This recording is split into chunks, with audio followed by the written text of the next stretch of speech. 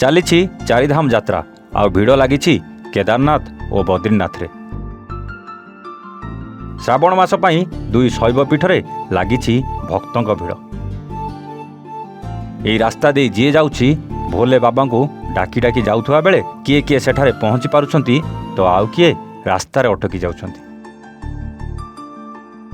ଆଉ କିଏ କିଏ ପହଞ୍ଚି ଦର୍ଶନ ସାରି ସେଠାରେ ଫସି ଯାଉଛନ୍ତି।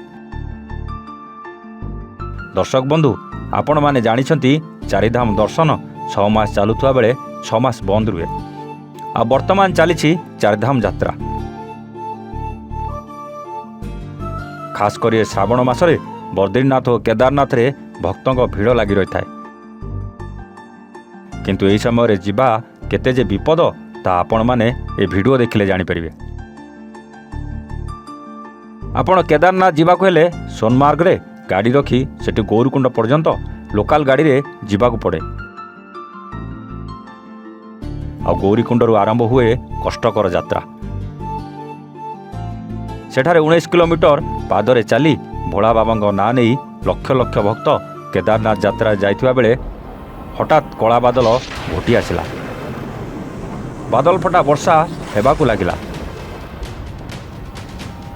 ଆଉ ଦେଖୁ ଦେଖୁ ସବୁଆଡ଼େ ପାଣି ମାଡ଼ିଯିବା ସହିତ ଭୂସ୍ଖଳନ ସାଙ୍ଗକୁ ବଡ଼ ବଡ଼ ପଥର ରାସ୍ତା ଉପରେ ପଡ଼ିବାକୁ ଲାଗିଲା।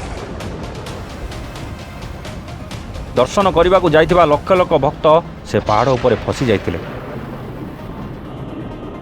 କିଏ ବଞ୍ଚାଅ ବଞ୍ଚାଅ ଚିତ୍କାର କରୁଥିଲା ତ ଆଉ କିଏ ଉପରକୁ ଯାଇ ଗଛକୁ ଧରି ସେ ବର୍ଷାରେ ଛିଡ଼ା ହୋଇଯାଇଥିଲା। ଭୋକ ଉପାସରେ ନ ଖାଇ ନ ପିଇ ଫସି ରହିଥିବା ବେଳେ ଉଦ୍ଧାରକାରୀ ଦଳ ପହଞ୍ଚି ଉଦ୍ଧାର କାର୍ଯ୍ୟ ଜାରି ରଖିଛନ୍ତି। ତ କେଉଁଠି ରାସ୍ତା ଧୋଇଯାଇଛି ତ କେଉଁଠି ପୋଲ ମଧ୍ୟ ଭାସି ଯାଇଛି। ଭୂସ୍ଖଳନ ପାଇଁ ଜାଗା ଜାଗାରେ ମାଟି ଅତଡ଼ା ଖସି ରାସ୍ତା ମଧ୍ୟ ବନ୍ଦ ହୋଇଯାଇଛି।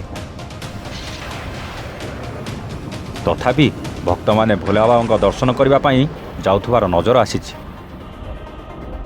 Bureau report A1 Odia.